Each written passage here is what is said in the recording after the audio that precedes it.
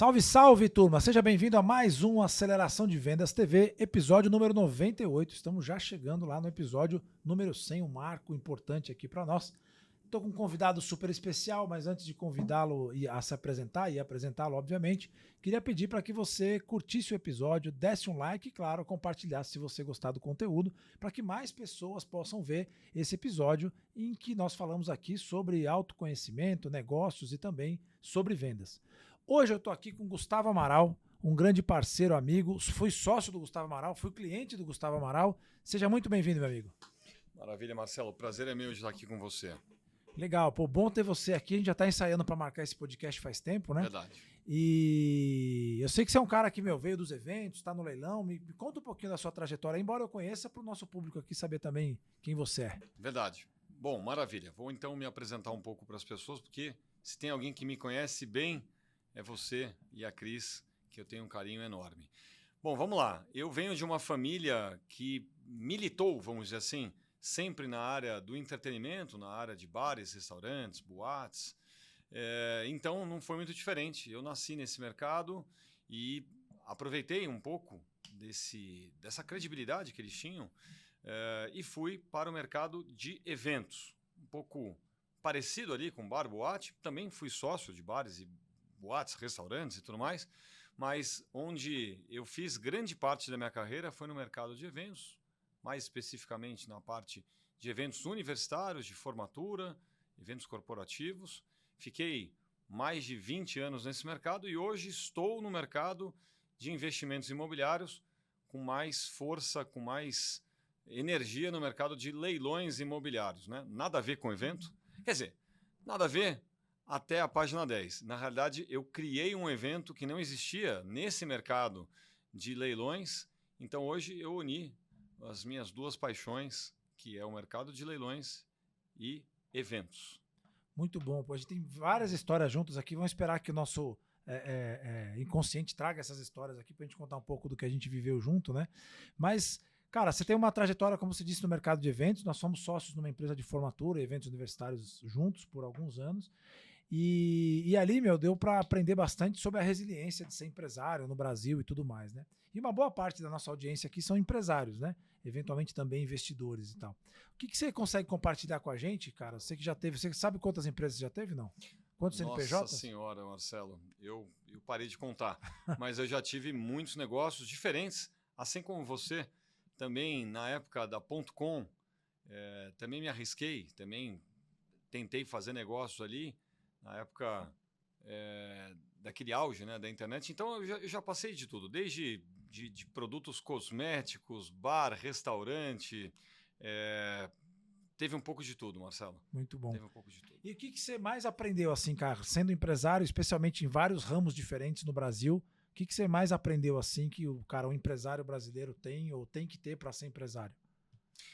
Olha, não é para fazer nenhuma... obviamente que eu não vim aqui para te elogiar, mas é difícil não te elogiar. E aí fazendo aqui uma colocação do teu negócio, né? Aceleração de vendas. Eu acho que para ser empresário, o primeiro skill que tem que ter é vendas, né? Nenhuma empresa sobrevive sem a parte das vendas. Então, o seu negócio pode estar com a operação toda azeitada, o cara pode deixar todos os processos super redondos, mas se não vender, morre. Então, eu acho que o principal skill que qualquer pessoa deveria ter antes de empreender é se aprofundar um pouco mais. As pessoas muitas vezes acreditam que vendas é um dom, e claro que você pode ter um dom maior para vender, mas vendas é técnica, é ciência. Então, se a pessoa se capacitar em vendas, acho que é o primeiro passo para a pessoa ser empresário.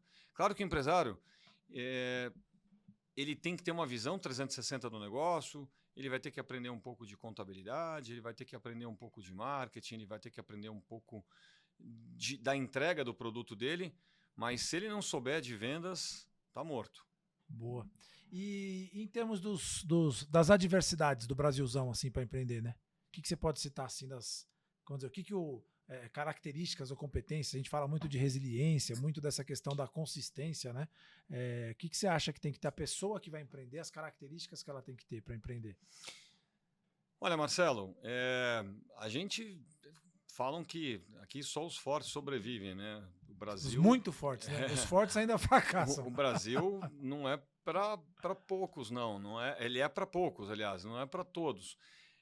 Eu acho que a grande dificuldade que se tem é essa questão, a carga tributária e até mesmo a legislação, a lei aqui não é reta, né? É. Tem várias. Essa questão das interpretações que podem ser de diversas formas é complicado. A gente teve uma flexibilização nas leis trabalhistas, né? Ali no governo Temer, vamos dizer assim, mas ainda está muito longe de ter um modelo mais seguro para o empresário. Então, acho que esses desafios que o empresário tem, acho que nenhum outro lugar do mundo existe. Então, ele precisa ser, de fato, muito resiliente, né? A pessoa... Eu digo que empreender é um way of life, não é só pelo dinheiro. É um estilo de vida mesmo, a pessoa precisa querer muito, né? Porque existem muitos desafios no meio do caminho. E se ela, de fato, não tiver muito centrada, com muita vontade, desistir é o caminho mais fácil. Eu sempre coloco assim, essa questão da diversidade, né? Porque eu acho que o que o empresário faz é assim. Talvez, não sei se você já teve essa crise, né? Fazer essa pergunta, mas, cara, o empresário acho que não tem uma crise de propósito de vida, né? Porque ele faz o que ele acredita, né? Se você já teve alguma vez, você falou, cara, estou empreendendo, mas estou em crise com o meu propósito? Não, né? Não. Porque eu acho que essa pelo menos é uma vantagem de ser empresário, né? O que segura é o propósito, é a fé, é acreditar, é ter um objetivo ali. E muitas vezes o propósito. Puxa, essa questão de propósito é sempre bastante interessante, porque cada pessoa tem uma maneira de enxergar o que é propósito. Né? Mas, no fundo, são essas crenças, são esses valores que mantêm ele de pé. É muito difícil empreender no Brasil, de fato, é muito difícil. Cara, a gente tá falando aqui de propósito, né? Eu acho que tem um negócio muito legal, assim, que são. Tô lendo do Joe Dispenza, que fala muito sobre física quântica e tal, e sobre propósito. E ele fala um pouco de 3 pilares, assim, né? Então, o primeiro é o propósito, que é o mais forte, e fala o quanto a gente perde pro nosso corpo e pra nossa mente, que é justamente onde o propósito deve firmar a gente, né? E para quem é empresário, né? Que a gente já viveu várias empreitadas aí, algumas em conjuntos, aliás, muitas em conjuntos, eu acho que é um pouco isso, assim, você está num determinado momento, né? Você falou da parte jurídica, a insegurança jurídica é constante, você não sabe, né? Às vezes tem um juiz que define de um jeito, o cara tira férias, outro define de outro, né? O mesmo tema, a mesma causa, etc e tal. Mas é sempre o propósito que segura a gente para poder dizer, cara, putz, amanhã vai ser melhor, eu vou vencer essa adversidade. Como é que o cara... será que isso é nato? O cara tem que nascer com isso? Marcelo, essa é uma questão super importante. Acho que uma das primeiras lições, uma das primeiras aulas que eu dou para os nossos acelerados, a gente tem um programa de aceleração patrimonial através de negócios imobiliários e uma das primeiras questões que eu coloco ali é para a pessoa primeiro definir uma tese dela de investimento, senão ela vai ficar sem foco, e sem foco hoje tem muitas oportunidades dentro do mercado de leilões, ela acaba não conseguindo digerir todas, mas antes até da tese, eu coloco, defina o teu propósito. E por que o propósito? Legal. Porque a pessoa vai participar de muitos leilões. E ela, assim como em vendas, ela vai escutar mais não do que sim. Né? A venda ela é matemática, ela tem ali uma métrica, né? Você sabe que a cada 10 prospecções você faz, você fecha 2, 3, 4 vendas, enfim, cada negócio tem um indicador. Mas no leilão é a mesma coisa, você tem que participar de muitos leilões para vencer um. E o que acontece? O que faz aquele vendedor ou a pessoa que não se preparou, que ela acha que ela é vendedora, mas o que faz ele ficar para trás? O que faz ele desistir? Quando ele não tem um propósito firme. Quando ele sabe o porquê ele está fazendo aquilo ali, e a mesma coisa, isso se aplica para os leilões, quando ele tem um propósito muito claro, ele não desiste. Ele parte para o próximo, ele vai para o próximo até ele conseguir. Então, eu acredito muito, uma das coisas que a gente sempre conversava, e eu levo essa lição muito de você. Inclusive, aliás, eu tenho várias reflexões e várias passagens. Várias frases. Várias frases e várias crenças que você me influenciou. E uma dessas influências está relacionado à fé. As pessoas elas relacionam muito fé com religião. E, na realidade, fé não tem nada a ver com a religião. Na realidade, a religião ela se utiliza muito da fé. E hoje acreditar, né, em alguma coisa e o porquê você está fazendo aquela coisa, e isso é a importância do propósito, esse é o principal combustível para manter a pessoa ali no trilho, né? Então, quando a pessoa tem um propósito muito bem definido, podem vir 1, 2, 3, 4, 5, 10 lombadas, ele vai ultrapassar todas e vai chegar ali no objetivo dele, porque não tem nada que o homem não pense, não visualize, não materialize na cabeça dele com um desejo ardente que ele não consiga materializar. É isso. Então, vejam aí se vocês estão com os propósitos de vocês alinhados aí, porque ele é a base de tudo, né? Mas a gente deu um salto, não sei se foi quântico ou não, a gente saiu aqui, né, da sua trajetória para falar para leilão. E eu fiquei algum tempo a gente sem se encontrar e tudo mais, e quando eu vi, o Amaral começou a falar de leilão. Leilão para cá, leilão para lá. Como é que você chegou nessa jornada? Como é que você aterrissou no leilão, nessa questão de investimento patrimonial, no investimento patrimonial imobiliário, né? Isso, exato. Me conta um pouco do como você aterrissou Como é que eu nisso. caí nessa história? Qual foi a primeira vez que nossa, estava lendo um jornal e tal? Como é que surgiu essa história? E é engraçado, Marcelo, porque acho que você me acompanhou, como você mesmo disse, foi cliente, depois foi sócio. Então, a vida inteira, a grande maioria dos meus negócios foram voltados para a área de entretenimento, para a área de eventos. E, de fato, de repente eu mudei essa chave e me voltei para o mercado de investimentos imobiliários, especificamente com mais profundidade no mercado de leilões. Então, muitos amigos meus, assim como você, falaram: Gustavo, será que eu fui abduzido e de repente os extraterrestres me devolveram para a Terra e eu perdi alguma coisa? Qual foi a parte que eu perdi? Né? Bom, mas vamos lá, Marcelo. O que acontece na pandemia?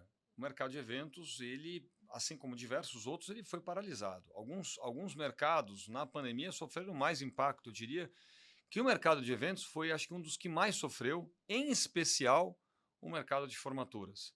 O mercado de formaturas em São Paulo, que é onde a gente tinha uma predominância maior, não tem formaturas pequenas em São Paulo com menos de 500 pessoas, que a gente realizava nenhuma, todas acima de 1.000 pessoas. E um evento já para 300 pessoas já era considerado uma grande aglomeração. Então, dentro daquela política do governo, que foi liberando os eventos aos poucos, a formatura foi o último a ser liberado. Bom, então, eu estava ali já com os meus 45 anos, né, 46 anos, mirando já nos 50, insatisfeito com a minha construção patrimonial, ainda não conseguia enxergar um horizonte de quando que eu poderia ter liberdade financeira, de quando é que eu ia poder ter uma renda passiva que suprisse as minhas necessidades, entendendo que na volta do mercado e eu ainda ia demorar para colocar de novo o negócio no trilho. Graças a Deus lá sempre tiveram sempre foi uma gestão muito pé no chão. Então, sabendo disso, eu sabia que a gente ia demorar para recuperar, para fazer com que a empresa repusesse o caixa daquele investimento que a gente estava colocando ali naquele momento. E até acumulando, né, uma série de responsabilidades ali naquele período. Então, eu comecei a procurar alternativas do que eu poderia fazer para acelerar a minha construção patrimonial. E aí, obviamente que tem um binômio, né? Existe uma questão, uma máxima no mercado de investimentos, que todo investimento, para ter um lucro maior, você se expõe a risco. Então, quanto maior o teu risco, maior o teu resultado. Então, ele é simétrico, eles andam juntos, risco e resultado. Só que nessa altura do campeonato, eu já não queria mais correr riscos. Eu nunca tive problema, você sabe disso, de correr risco. Né? Eu diria até que eu tenho um certo apetite, né, para correr risco. Mas quando a gente fala agora de construir patrimônio e próximo aos 50 anos, não dá mais para... Eu estava próximo, agora eu já fiz 50 anos. Próximo dos 50 anos, não daria mais para dar um all-in, né, com tudo. como eu já fiz vários all-ins na minha vida.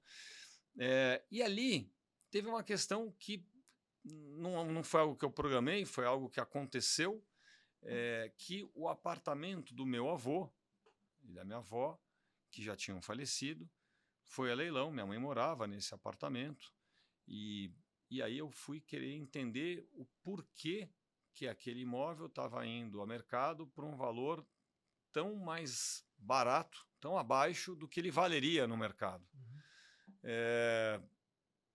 Até naquele momento entendendo se haveria algum recurso, algo a ser feito que pudesse anular aquela decisão. E aí fui entender que não, essa era a regra do jogo. Na realidade, o leilão ele existe para ser um solucionador de conflitos sociais. Né? Se uma pessoa deve a outra, não pagou por algum motivo, houve uma sentença e essa pessoa continua não pagando, o juiz leva o imóvel a leilão para trazer liquidez àquela dívida. Isso no caso dos leilões judiciais que ocorrem dentro do âmbito judicial. E nos extrajudiciais, que são conhecidos como os leilões dos bancos, eles acontecem para pagar aquele financiamento que a pessoa não pagou.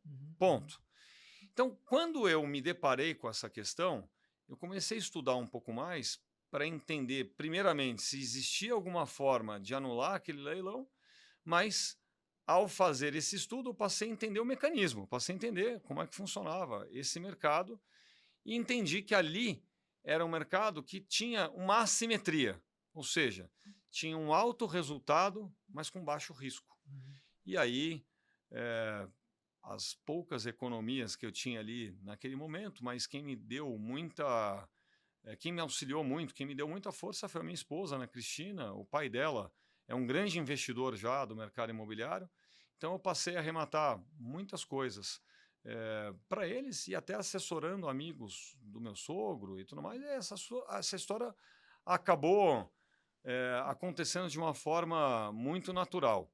Tinha a intenção de ser um negócio de leilões ou tinha a intenção mais Não. de ser um comprador de imóveis? Não tinha. Eu tinha naquele momento ainda uma ideia de fazer isso como um negócio paralelo, uma construção de patrimônio. Era um side job, vamos dizer assim.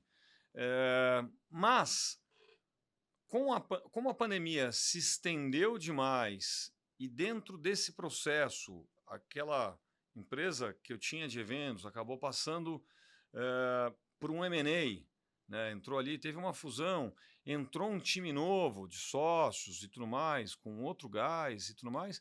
Eu fui saindo desse negócio, outras pessoas foram assumindo ali as responsabilidades do dia a dia, até no momento que eu já não tinha mais nenhuma função executiva e acabei saindo do negócio em si. E nesse momento foi o momento que eu me senti mais seguro, porque eu já tinha uma transição, eu tinha já nos leilões um horizonte, né? E acabei entendendo, porque muita gente olhava ainda os leilões como um investimento, de fato ele não deixa de ser, mas eu acabei olhando ele por um outro viés, como um negócio mesmo. E aí dentro desta perspectiva, eu acabei enxergando várias outras oportunidades enquanto negócio. Uma delas foi montar um evento que chama-se InvestMob, acontece no final do ano, todos os anos em outubro, novembro. Esse ano vai ser 31 de outubro, 1 e 2 de novembro. E através do InvestMob, eu acabei montando um programa de aceleração de resultados, que é uma mentoria de 1 ano.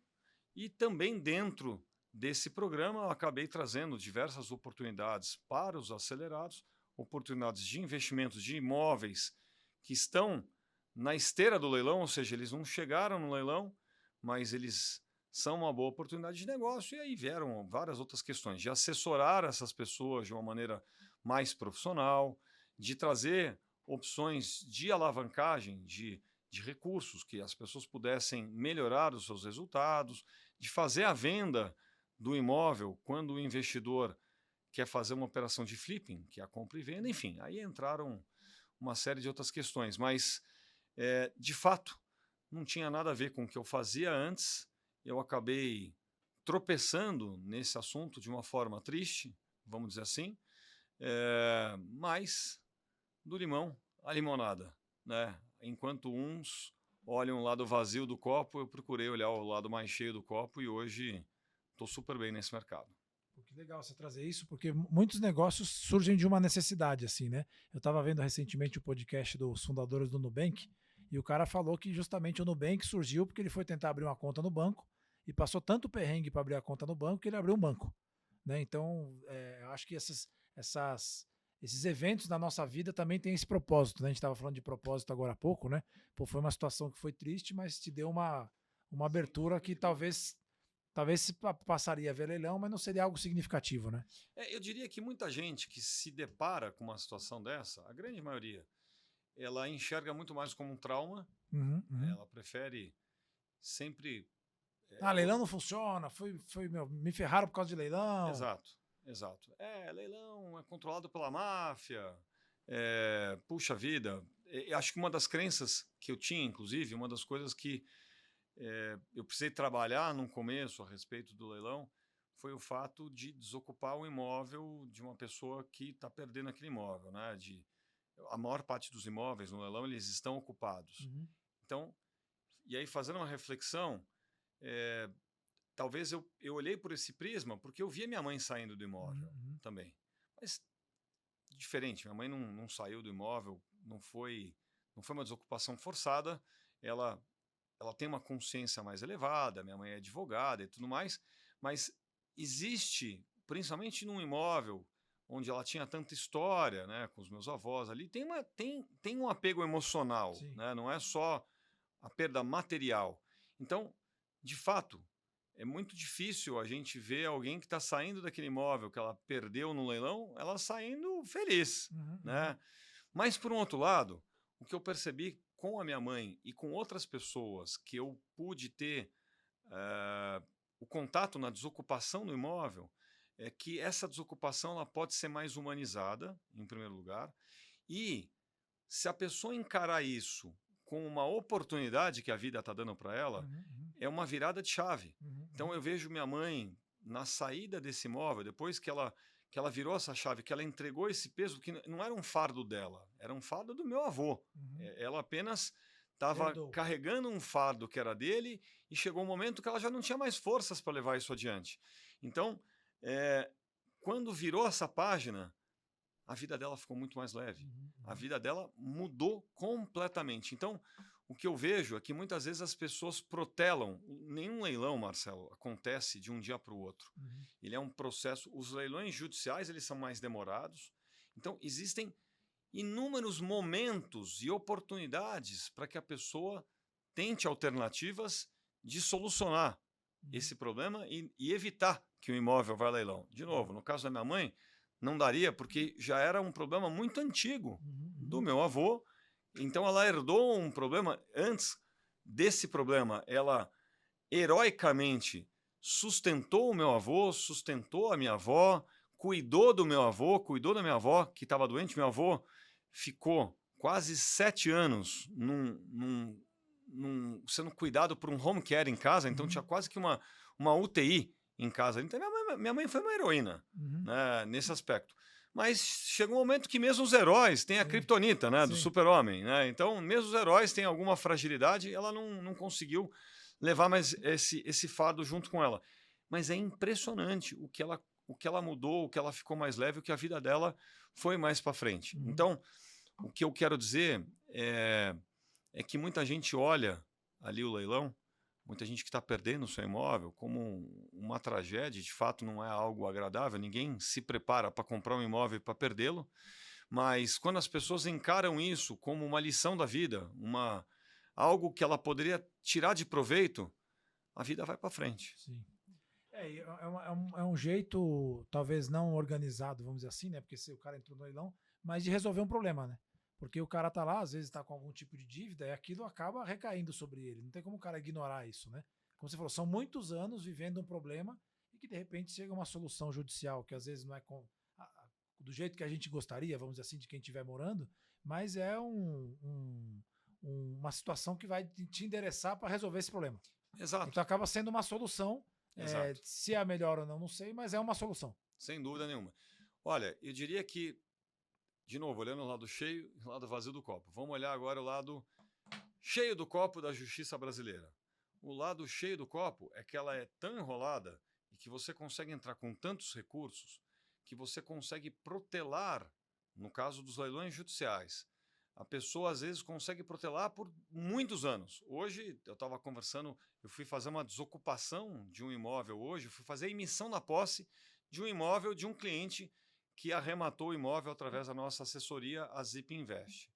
E lá, eu estava conversando com o porteiro do prédio, ele estava contando que tem lá uma pessoa que estava devendo desde 98. Nossa. Que o imóvel foi a leilão e que agora a pessoa conseguiu reverter e está voltando e ela nunca pagou condomínio desde 98.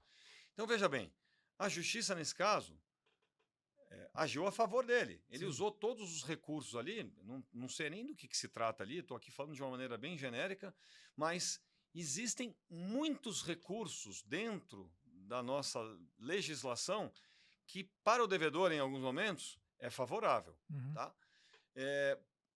Essa mesma justiça, então, deu muito prazo para ele poder se reorganizar e, eventualmente, poder defender aquele patrimônio dele. Sim. Então, não dá para dizer que ele não teve muitas chances.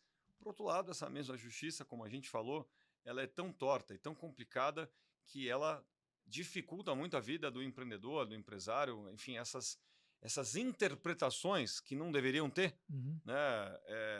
Deveria ser reto o caminho, elas acabam prejudicando muito quem quer empreender, enfim, aqui no Brasil, mas, por outro lado, ela tem esse extra time, né, pro perdedor, pro devedor ali do imóvel. Então, eu penso que a pessoa que perdeu o imóvel, ela teve muito tempo para se resolver. O lado também cheio do copo de que ela teve muito tempo é bom, mas também tem um lado que é ruim, porque se ela não usar esse tempo para resolver, ela só alongou a dor dela. Né? Igual aquela história, vamos tirar o esparadrapo? É melhor tirar rápido para doer de uma vez só do que ir tirando aos pouquinhos e ter uma dor mais prolongada. Então, o que eu percebo é que muita gente sofre além do tempo de algo que poderia ter sido mais curto e que a vida começa a andar depois de que essas pedras são tiradas à frente. Né? Muito legal. E cara, assim, uma coisa completamente leiga, né? Eu acho que, assim, o leilão, aquela história, né, de antigamente, que você tinha uns caras que ficavam do lado, o cara metia oferta e não, vou comprar só para influenciar o preço subir. Conta um pouquinho como é que é essa dinâmica aqui, porque eu sou completamente leigo e imagina ainda que iam ficar fazendo oferta só para subir o preço para você comprar mais caro. Essa uma lenda, é só essa minha? dúvida muita gente tem. Não, de fato, já existiu isso no passado, Marcelo. Aliás, para não dizer que não existe hoje, tem uma modalidade que isso ainda acontece, e eu vou contar um pouco para você. Eu não peguei a fase do leilão presencial, né? A própria pandemia.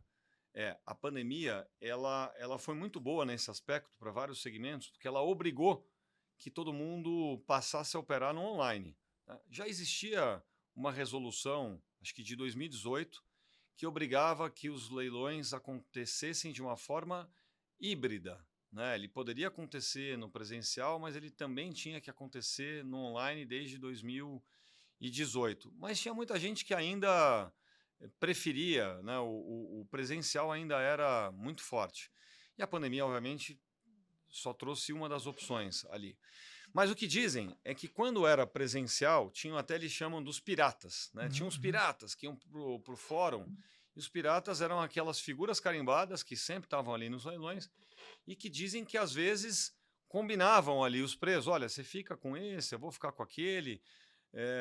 E até às vezes, quando pintavam um outsider ali, alguém que não era do mercado, eles davam aquela ameaçada. Ó, esse aqui é meu, senão você vai se ver comigo. Enfim, eu não sei te dizer muito porque eu não vivi esse momento.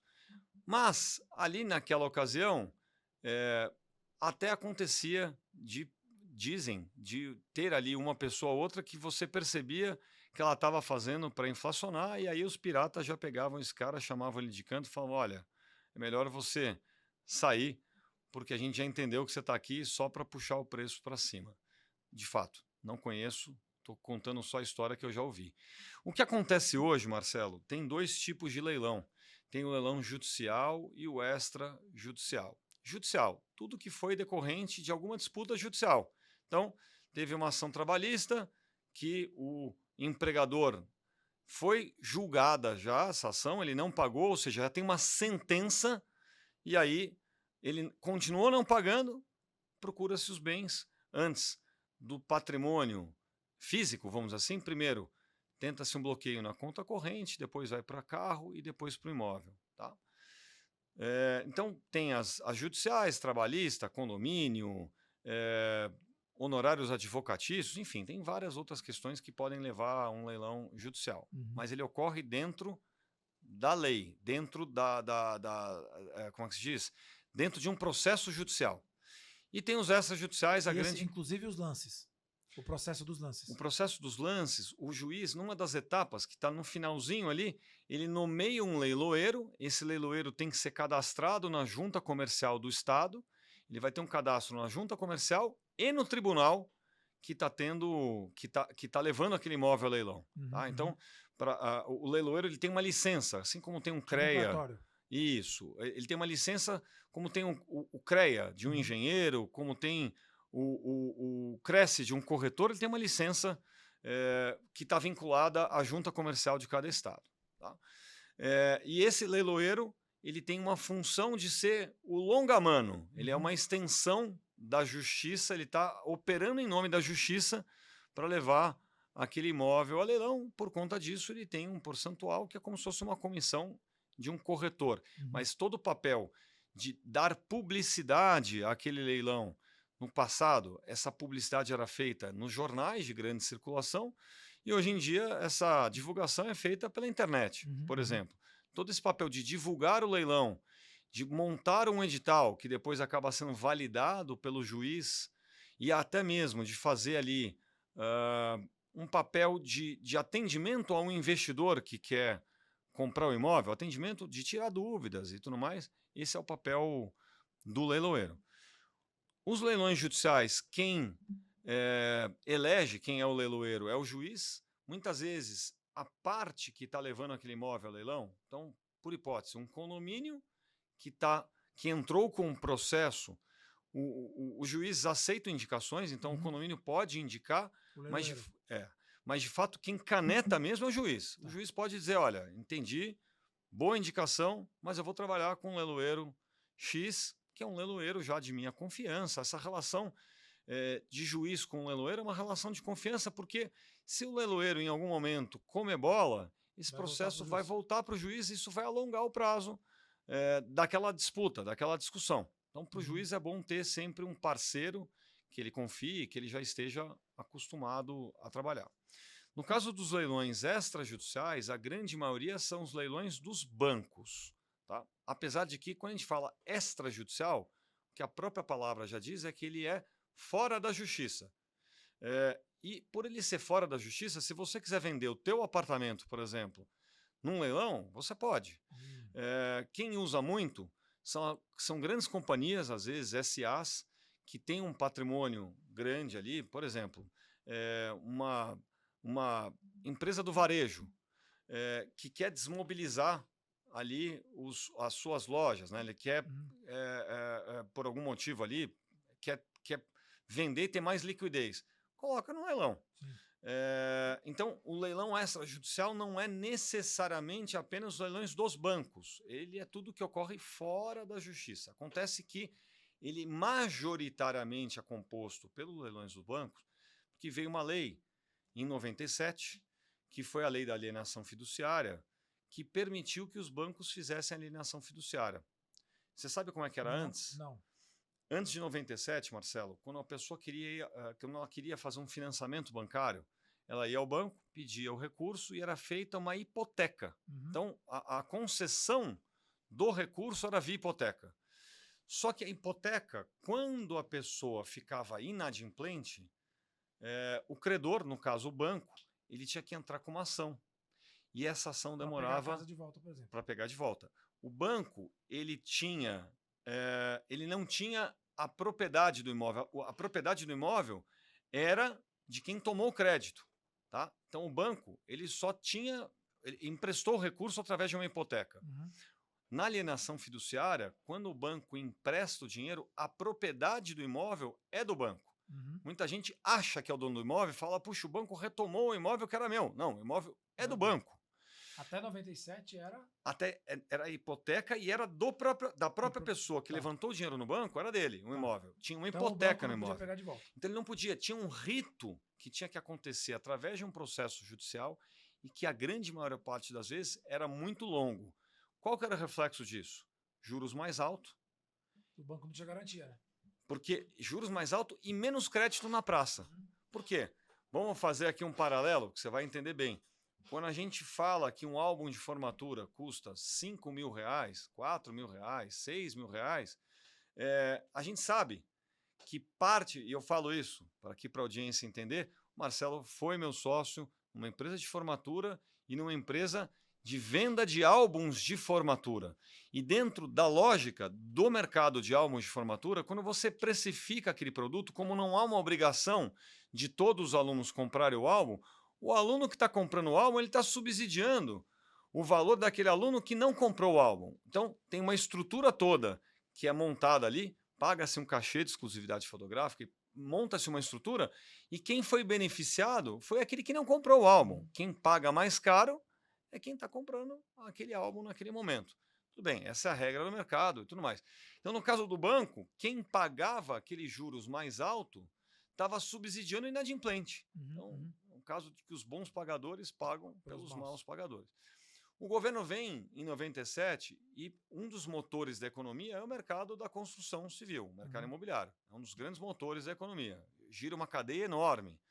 Então, o governo pede para que os bancos liberem mais crédito. Os bancos falam, olha, o único jeito de eu liberar mais crédito é de que você crie um mecanismo para que eu faça uma alienação fiduciária e que eu possa retomar o imóvel mais rápido quando a pessoa fica inadimplente. Então, fazem essa lei e, a partir dali, quando a pessoa fica inadimplente, o banco consegue retomar o imóvel em 3 meses. Retomar a posse do imóvel, porque o banco já é dele. Tá. A propriedade já é dele. O cara tem que sair do imóvel. E aí a pessoa tem que sair do imóvel. Então, dentro desse universo, existem 2 tipos, então. O judicial e o extrajudicial. Dentro do extrajudicial, o maior credor é a Caixa Econômica Federal. Hoje, quem mais empresta recursos na praça é a Caixa Econômica, portanto, é quem mais retoma imóveis também. Tá? Algo, por hipótese, para você ter uma ideia, hoje mais ou menos 60%, 70% dos imóveis em leilão extrajudicial é da Caixa Econômica Federal. Tá? A Caixa ela tem 5 modalidades de leilão. Enquanto o Santander, o Bradesco, o Itaú, eles têm 2 modalidades, vamos dizer assim, que é o leilão. Então, vamos lá. O Gustavo foi no Itaú, pediu para comprar um imóvel e fez uma alienação fiduciária. Não pagou? A lei obriga que o imóvel vá a leilão. Tem primeira e segunda praça. Se não pagar, se ninguém comprar o imóvel ali, o banco quita a minha dívida com ele e esse imóvel passa a ser de propriedade do banco. E a partir dali ele pode fazer o que ele quiser. Ele pode vender mais barato, pode vender mais caro, mas normalmente o que se chama, o nome desse próximo leilão é venda direta. Tá. Por quê? Porque é uma venda direta com as regras do banco. Ele não precisa mais seguir já é o imóvel dele. As leis, porque o imóvel é dele. Tá? Muitas vezes os imóveis do Itaú, do Santander, do Bradesco, vão de novo à venda direta, mas com uma embalagem de leilão. Então, para o leigo, ele olha, esse imóvel está lá no leiloeiro e ele tem uma embalagem de leilão, mas ele já não é mais leilão, ele é uma venda direta. Tá? A Caixa ela tem umas 5 modalidades. Tem o primeiro leilão, tem o segundo leilão, tem a licitação aberta, tem a venda direta online e a venda direta. Tá? Fora o primeiro e o segundo leilão, todas essas outras modalidades elas são venda direta da Caixa. Por mais que tenha um nome de licitação aberta, é da Caixa. Primeiro e segundo leilão e licitação aberta ocorrem através de leiloeiros. Venda direta e venda direta online é através da plataforma da Caixa. Por que eu estou te contando tudo isso dentro da tua pergunta de se não tem alguém que inflaciona ali? Quando os leilões acontecem nas plataformas dos leiloeiros, eu te digo que hoje é muito difícil a gente ver alguém ali intencionalmente só para inflacionar. E por quê? Porque tem multa severa, responde criminalmente e os leiloeiros cobram também os honorários deles e tudo mais. E mais Sai caro se o cara for lá sai brincar. caro a brincadeira, não dá para brincar. Agora, a Caixa Econômica Federal, infelizmente, apesar de que no edital ela coloca as mesmas regras dos leiloeiros, dizendo que a pessoa vai pagar multa, etc. Tal, ela é leniente. Ela não é tão trata incisivo. isso com mão de ferro. No máximo, ela bloqueia a pessoa na plataforma por 30 dias e depois ela volta para o jogo.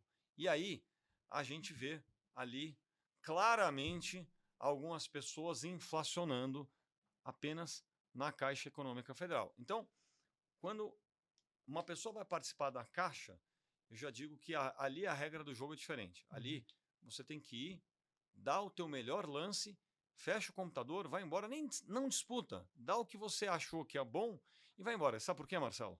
Porque por mais que ela perca aquela disputa, eu já vi casos de pessoas que estavam na 15ª colocação, ou seja, tinham 14 pessoas antes dela e ela na Desistiram 15ª ela foi chamada. Por quê? Legal. Porque como o primeiro que venceu, eventualmente só ficou dando lance lá para inflacionar e não teve uma punição, ele fala, olha, em tese, o único que teria a punição é o primeiro, tá? Porque o segundo já não tem... ele não tem responsabilidade nenhuma. Sim. Ele ficou em segundo e quando ele foi chamado, ele pode dizer, bom, eu já usei o recurso para fazer um outro investimento, Sim. por hipótese. Então, teve gente que foi chamada em 15ª posição, e tem casos aí até de mais do que isso. Então, no caso da Caixa, respondendo aqui agora já mais objetivamente a tua pergunta, lá eu vejo Tem alguns pessoas que fazem, que entram para apenas elevar o preço, mas nos judiciais, muito raro, não vejo esse caso não. Uma aula de leilão aqui em poucos minutos. Quem quiser saber mais tem o InvestMob e depois o Gustavo aqui vai falar um pouco sobre como chegar nesses lugares de conhecimento, né? Mas, cara, te acompanhando aí, eu vi que você fez uma transição do offline para online, né? Estudou muito sobre o mercado online, seja de mídia, de divulgação, mesmo de posicionamento e tal. Quais são as principais ensinamentos? Eu sei que você frequentou muitos eventos também, né? Do mercado online e tal, do digital, infoproduto, enfim, vários nomes aí para dizer isso. O que você mais aprendeu nesse olhar assim, né? Porque você vem de um olhar completamente offline, ou muito offline, né? Dos outros business que você teve foi muito offline, e agora você vai para uma questão mais online. O que você aprendeu aí nessa virada de chave? O que tem de oportunidade, enfim. Marcelo, você sabe que quando eu coloco na cabeça que eu quero fazer alguma coisa, eu sou muito intenso, né?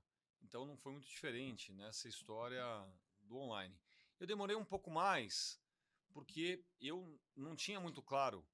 Quando eu fui fazer essa transição, quando eu comecei a me dedicar ao mercado de leilões, eu ainda não tinha essa pretensão de transformar disso num negócio. Mas quando eu resolvi fazer disso um negócio, eu primeiro tinha ali uma limitação. A minha vida inteira eu me dediquei para uma atividade, então, para que eu pudesse ser conhecido pelas pessoas nessa nova atividade, eu precisava divulgar. E aí tem aquele ditado: quem não é visto, não é lembrado. E eu precisava, então, construir do zero uma reputação no novo mercado que eu ainda não tinha visibilidade, tá? Eu diria que até hoje, acho que talvez o meu maior desafio nesse novo negócio é conhecer mais as ferramentas dentro desse mercado, porque existem muitas vertentes, existem muitos profissionais, né? Tem um profissional de tráfego, de copywriter, o social media, gestor de conteúdo, tem o closer, o SDR, obviamente que tem designer, tem muitas atividades que transitam ali do online para o offline, mas tem muitas outras coisas que só acontecem no online. Mas falando um pouco do que eu pude perceber desse mercado. Tem uma coisa que é muito triste, né? Mas que, obviamente, que não é o mercado de infoproduto ou qualquer outra coisa online. O triste do online hoje é que vale muito mais você parecer do que ser. Né? Então, deixou as relações muito mais superficiais e deu espaço muito maior para as fake news, vamos dizer assim. trazendo isso de uma maneira mais genérica. Ou seja, a pessoa que consegue dominar um pouco mais dessas técnicas, ela sai muito mais na frente, independente se ela entrega o que ela fala, né? Então, isso é triste. Mas, ok, vamos entender então o que acontece nesse jogo. O que eu percebo, Marcelo, é que é um jogo de consistência muito grande. O algoritmo, ele escraviza quase que as pessoas ali, porque ele entrega mais na medida de que você se expõe mais. Quando eu digo escraviza por um lado, mas por outro lado dá para entender. O que ele entende? Eu vou dar prioridade para quem me prioriza. Sim. Então, faz um pouco de sentido, mas é cansativo, porque exige muita exposição. Então, para quem não está disposto a pagar o preço de uma exposição, até de vida pessoal mesmo, porque se mistura muito. A pessoa física e a jurídica não tem uma linha muito tênue ali, né? É tudo muito misturado. As pessoas se engajam com histórias, as pessoas querem entender um pouco mais ali daquele personagem. Quando eu falo personagem, não estou dizendo que as pessoas precisam vestir um personagem, daquela pessoa. Eles querem entender um pouco da vida daquela pessoa. E tem uma questão que diz que, mesmo marcas, as pessoas se conectam com pessoas. Então, mesmo um CNPJ, você, para se posicionar na internet, você tem que humanizar mais a história, né? Então, acho que essa foi uma dificuldade que eu tive e ainda tenho. Eu sempre fui muito reservado nessa parte das redes sociais. Então, eu tive que reaprender, né? E eu diria que esse é um desafio que eu tenho todo dia com o meu time de marketing. Inclusive, a Bruna está por aqui, que é a nossa social media.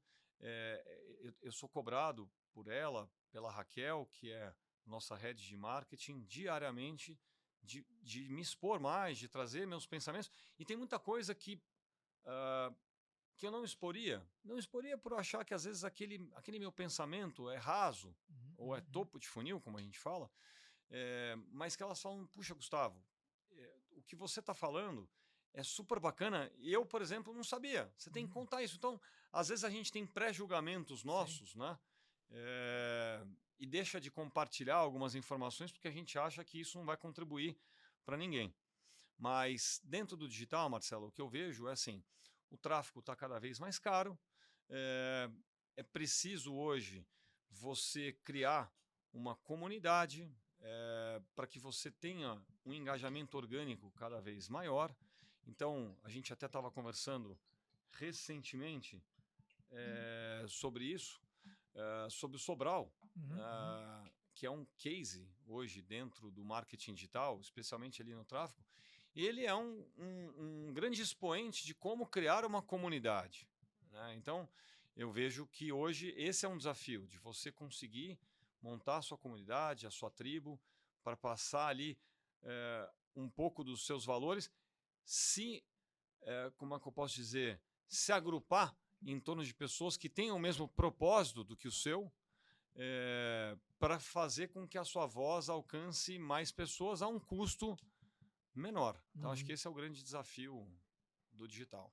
E olhando para o digital, assim, né? A gente vê muita gente falando, putz, os caras ficaram milionários, várias pessoas muito jovens, assim. Você acha que existe esse espaço ainda? Uma pessoa que quer começar hoje um business, ele começar no digital, né? A gente, sei lá, pega lá o Thiago Nigro, pega, enfim, vários influencers aí que foram pessoas que fizeram uma carreira muito interessante, né, no digital e aí transbordaram esse. Você acha que isso ainda existe ou que está saturado? Hoje eu estava conversando com um cara e disse, cara, acho que está só no começo. Mas eu não sei se o cara que está falando isso porque é o que ele vende, né?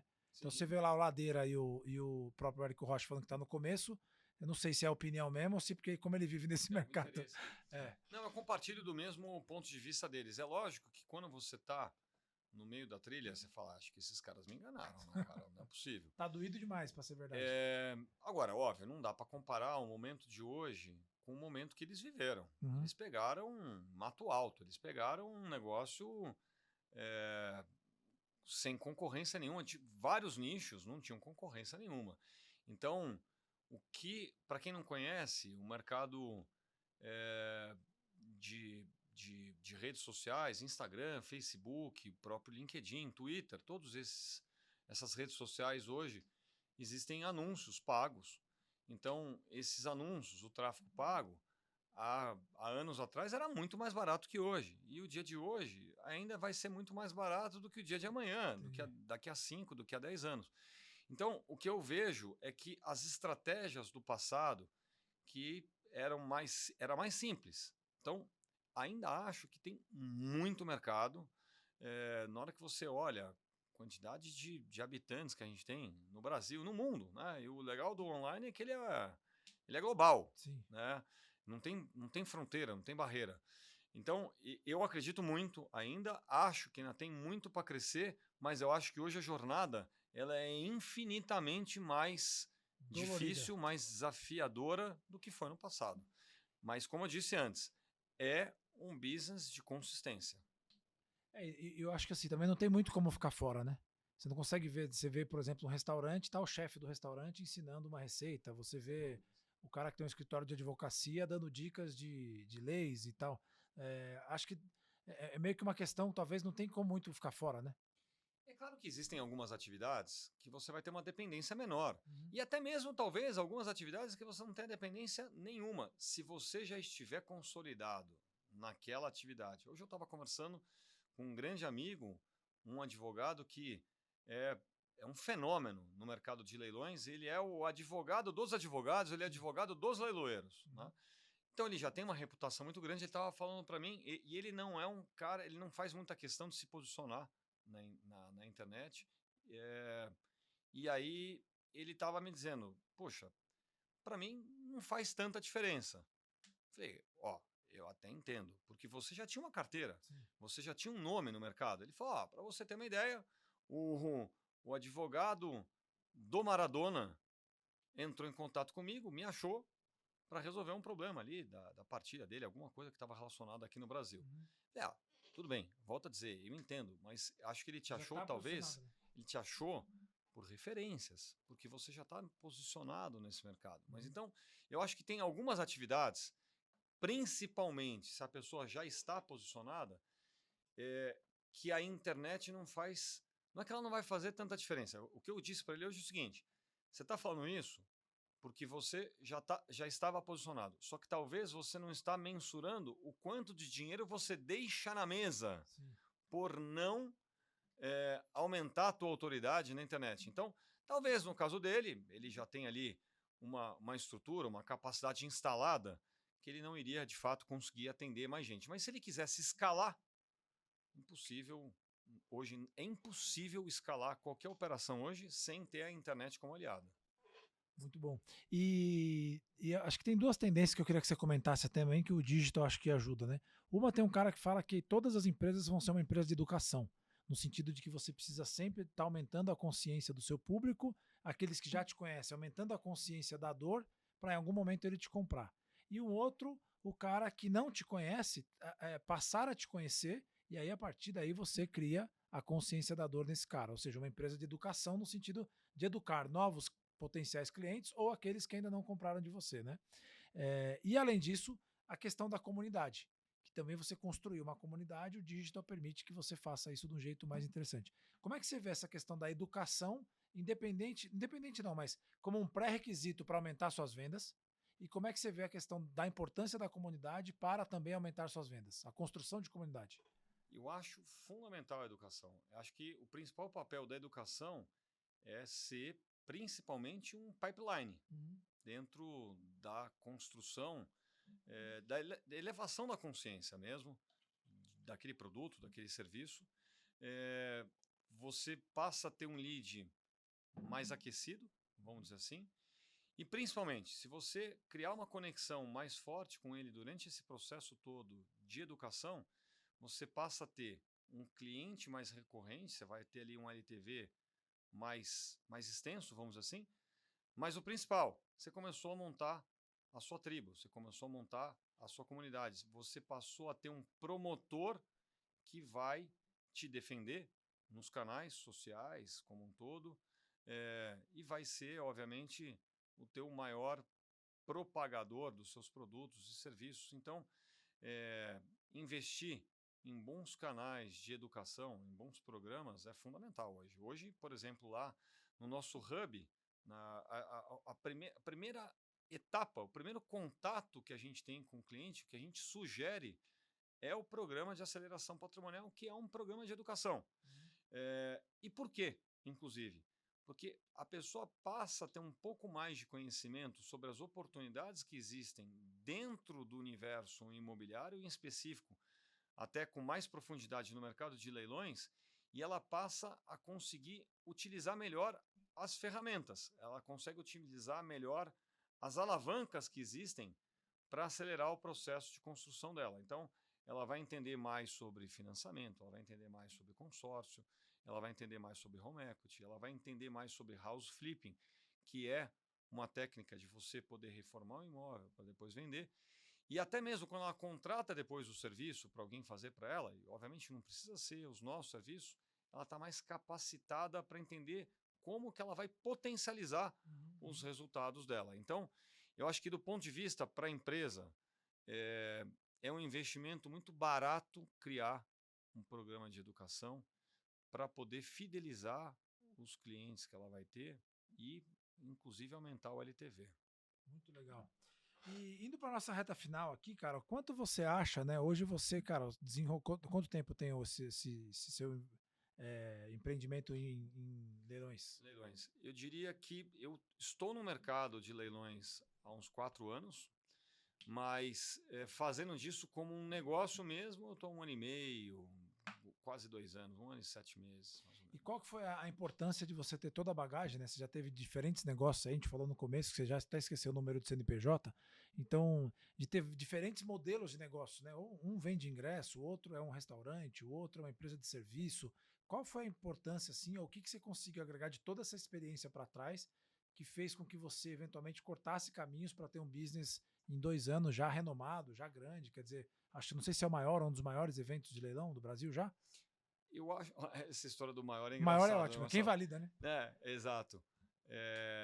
Bom, a gente tem boas histórias dessa história do maior, há quantos anos a empresa existe e Isso. tal, mas no meu ponto de vista é o maior, de fato, e é o maior independente, vamos dizer assim. Existem grandes comunidades de arrematantes e tudo mais, mas o nosso é o maior independente no mercado. É um evento que deram mais de 700 pessoas no ano passado, foram 3 dias super intensos ali, rolaram muitos negócios durante esses 3 dias, porque é um evento que cultua muito o networking, inclusive. Inclusive teve pessoas que aprenderam a arrematar ali. Teve uma arrematação ao vivo, uma pessoa que aprendeu ali, entrou e arrematou o imóvel dele lá. Então, acho que foi muito bacana com relação a isso. Mas respondendo a tua pergunta, eu acho que a bagagem que os outros negócios me trouxeram, existem alguns pontos sobre gestão que eles são universais. Né? Então, a gente pode montar uma sorveteria, pode montar um restaurante, uma empresa de formatura, ou qualquer outro negócio que é uma base. Então, saber vender é fundamental, acho que isso me ajudou muito, né? A bagagem comercial me ajudou bastante. A outra questão, em termos de gestão, entender que os negócios, você tem que olhá-los como fases, como departamentos e entender os processos. Eu acho que não existe nenhum negócio que cresça sem ter processo. E você entender que aqueles processos vão acontecer dividindo eles por etapas. Vou te explicar rapidamente. Quando você entra no leilão, a primeira etapa é você procurar as oportunidades. Então você tem que entrar numa série de sites de leiloeiros e trazer para dentro do teu pipeline aquilo que te chamou a atenção. Depois, você vai fazer uma análise mercadológica dessa oportunidade, vai checar se aquilo ali faz sentido dentro de uma viabilidade financeira, dentro daquela tese que você definiu logo no começo, vai fazer uma avaliação jurídica daquele imóvel para depois você participar daquele leilão. Bom, participou e venceu aquela disputa, tá?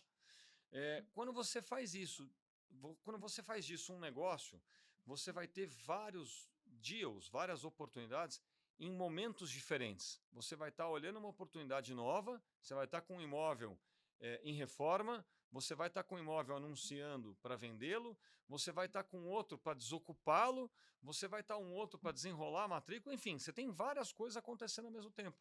E uma das coisas que eu percebi nos cursos que eu fiz mais de 20 cursos, Marcelo, sobre leilão, tentando encontrar algum insight, alguma coisa de diferente. Claro que a gente sempre pega alguma coisa ou outra ali, mas do ponto de vista de regramento jurídico, não tem nada, até porque lei é lei. E as regras do leilão, elas são relativamente curtas, não tem muito regramento, né, no leilão. Mas uma das maiores dificuldades que eu encontrei era como fazer essa gestão dessas atividades todas, como organizar essa história ali. Isso além de olhar sobre o aspecto tributário, também sobre o aspecto de como melhorar uma venda do imóvel e tudo mais. Então, eu consegui montar uma metodologia, fracionar todas essas atividades dentro de etapas que fizessem sentido, e acho que isso eu consegui trazer muito nos outros negócios, de diversos negócios que já teve, porque você tem que ter times específicos ali para você ter mais velocidade, para você ter mais eficiência para fazerem determinadas atividades, e processo. Mesmo um negócio pequenininho, a barraquinha de hot dog, tem que ter processo. Boa. Muito bom. Indo para nossa reta final aqui, Gustavão, queria que você, se você tivesse encontrado agora o Gustavo de 8 anos de idade, o que o Gustavo de 8 anos de idade diria depois dessa longa trajetória para você? Se estivesse olhando para ele, o que ele diria para você? O que o Gustavo de 8 anos falaria para o Gustavo de 50 anos? Isso. Bom, é mais fácil falar que o Gustavo de 50 falaria para o Gustavo de 8. Essa é a próxima. Mas o Gustavo... boa. O Gustavo de 50 anos falaria para o Gustavo de 8 para que ele tenha fé, para que ele persista nos propósitos dele, para que ele não desista fácil, para que ele acredite, para que ele se mantenha no trilho mesmo depois de alguns tombos, né? Porque é muito fácil desistir, né? O sapato, quando aperta, a primeira coisa que a gente quer fazer é tirá-lo, já jogar fora e tal. Enfim, as pessoas cada vez mais, uma das coisas que a gente aprendeu na corrida, né, além de ser sócios, a gente dividiu as pistas por um bom tempo. Uma das coisas que a gente aprende nas pistas é ter mais resiliência, né? Quantas vezes a gente falou que o que nos levou para a linha de chegada foi a cabeça.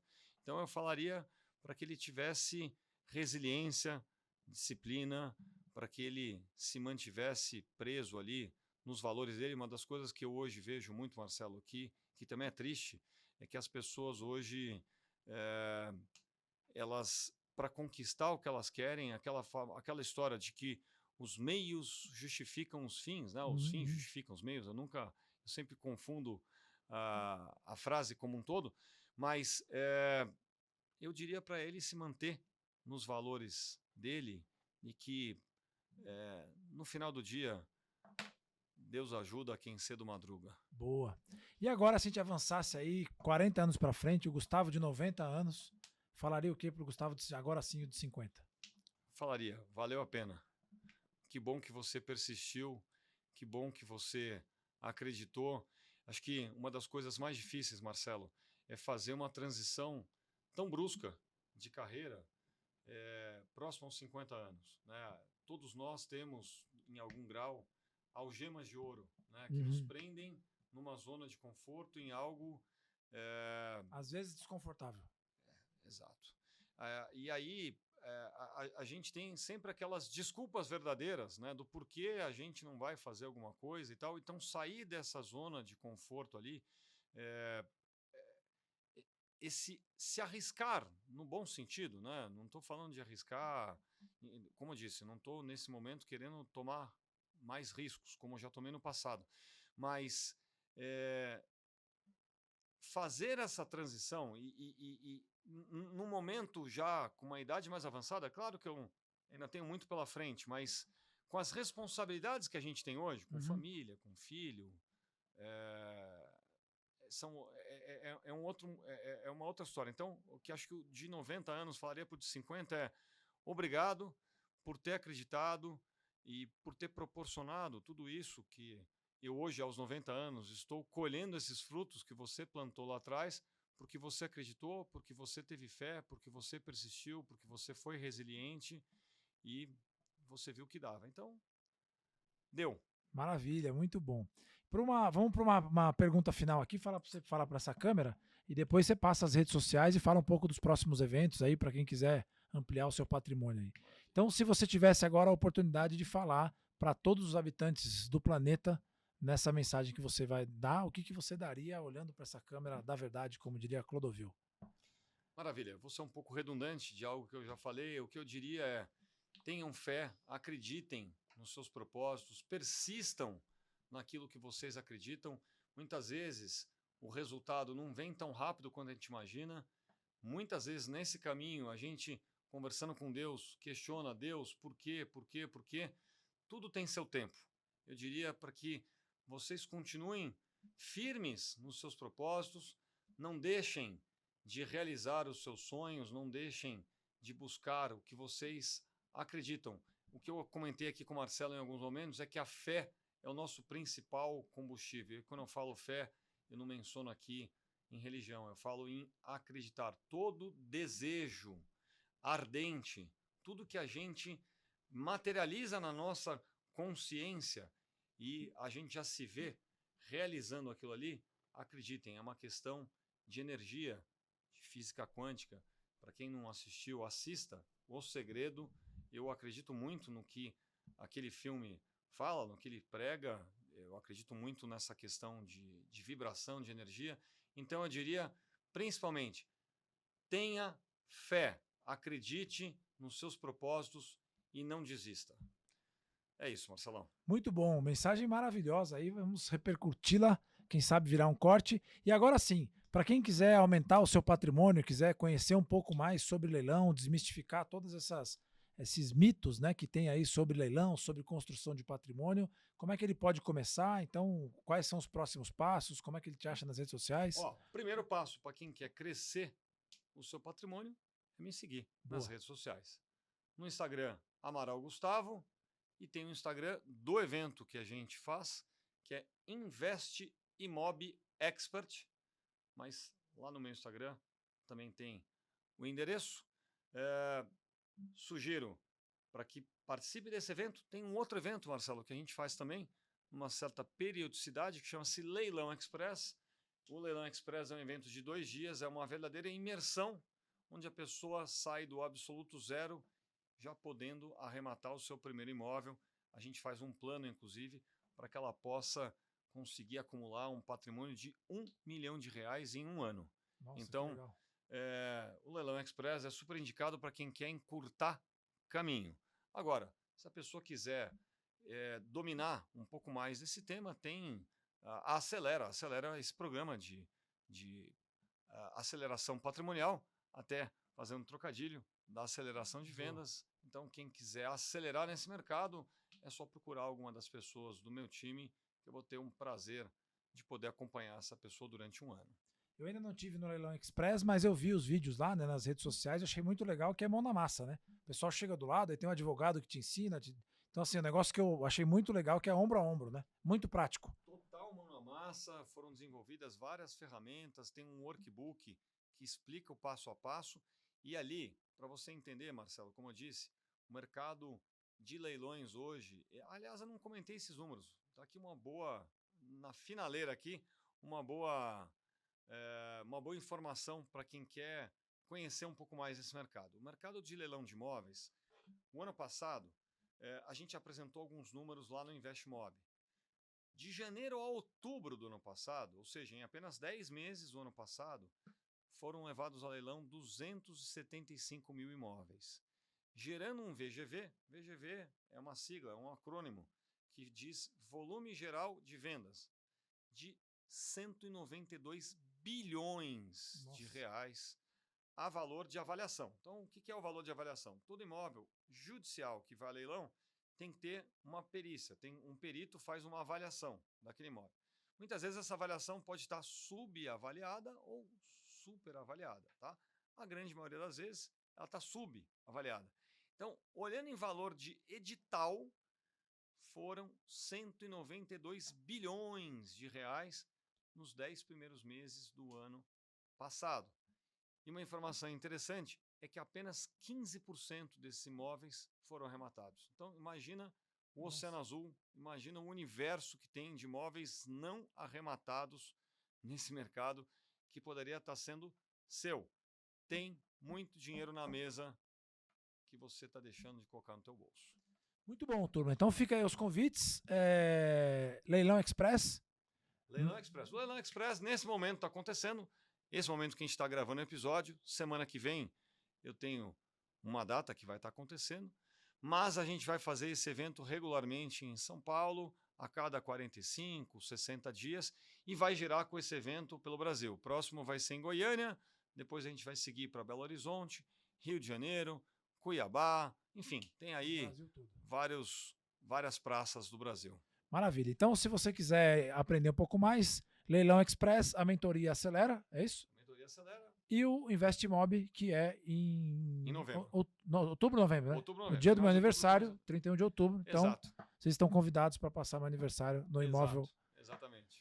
Maravilha, Gustavão, muito obrigado pela presença aqui. Foi um prazer enorme falar contigo, trocar um pouco dessas informações. A gente tem história aqui para ficar mais uns 8 podcasts falando. Nossa. Né, Bota 8 por baixo. Por baixo, alguns perrengues que a gente passou em festas, eventos e juntos. Mas queria agradecer você aqui pela presença. Muito obrigado. Valeu, Marcelão. Valeu por ter vindo. Turma, esse foi o episódio 98 do Aceleração de Vendas TV, com Gustavo Amaral aqui, falando muito sobre imóvel, mudança de carreira aos 50 anos, falando também sobre a importância de comunidade, infoproduto e vários outros conhecimentos. Se você gostou desse episódio, dê um like, compartilhe e se inscreva no canal para saber mais sobre vendas, negócios e também autoconhecimento. Sejam todos muito bem-vindos novamente aqui. Muito obrigado pela presença. Vendas, vendas, vendas. Uou!